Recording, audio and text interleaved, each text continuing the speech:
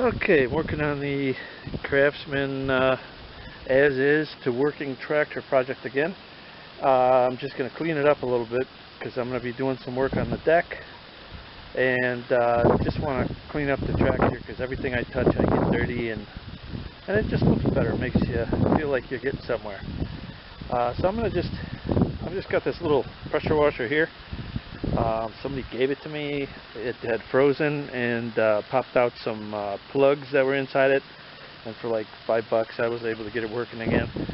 You don't need anything real much more than a garden hose, you know. I mean, that thing's just a baby one, to get these, you know, pretty clean. I'm just gonna spray some cleaner on it, let it sit for a minute, and then start blasting.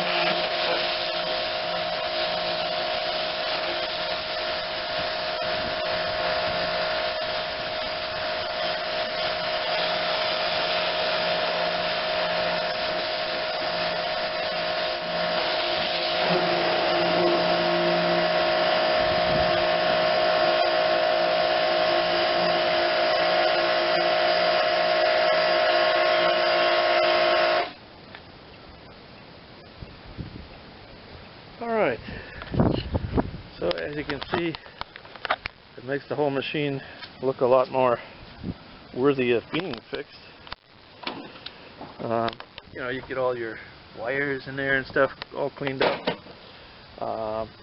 Still got a little crud. I'll have to take those headlights apart, get the backs of them, because I can see a lot of stuff in there. Other things we still got to fix is, you know, that's not popped in there properly, and we got this sticking out, and you know, we'll try to fix up the hood a little, make it look a little better. I'm guessing this is part of the accident that they had with it or whatever. This is sticking on the outside. I assume that should be flush, or on the inside. See if it's possible to fix that. It is plastic, so we'll have to see what we can do. One thing that's interesting on some of the Craftsman, and I believe this one's probably made by AYP and Husqvarna, all the same one. One thing that's kind of nice is they put the service information right on here, so you can go to your store or just look it up online, what you need, you know, what bagger fits, but more importantly, the belts, air filters, spark plugs, everything's already on there, so that's kind of nice. If you're ever looking for service information, what you're going to need on generally any machine is a model number, serial number. You'll need those to look up anything online. This one's even got the type of transmission that's in it. Hydrostatic, that's from Hydro Gear. All that information is what you're going to need, and then you can get online on a parts store. Oftentimes, for example, this one is, you know, Craftsman, but it's a Briggs & Stratton. So let me look on this one if it has individual Briggs & Stratton part numbers. Okay, we got this tag here, but oftentimes stamped into one of these covers. I can't find it on mine. Oftentimes the model number and the serial number, actually this one's upside down, so somebody's been in here before. I'm trying to look, the ground is kind of wet here. Yes, the information is stamped on what would have been the top side of this for the actual Briggs information. So sometimes if you look it up through Craftsman, you might get a different price. If you look it up through Briggs & Stratton, if you look up the Briggs & Stratton numbers, a lot of times what's nice is you can find aftermarket parts if you choose to go that route. Sometimes, you know, air filters and things like that, you know, doesn't matter all that much. So you can find cheaper parts. So anyway, we got this one at least looking a little more presentable now, and we'll continue the series. Thanks for watching. If you like this, please comment, subscribe to the channel, give me some likes. You can support me on Patreon, and I also have some links in the description for Patreon and also for Amazon. Thanks for watching.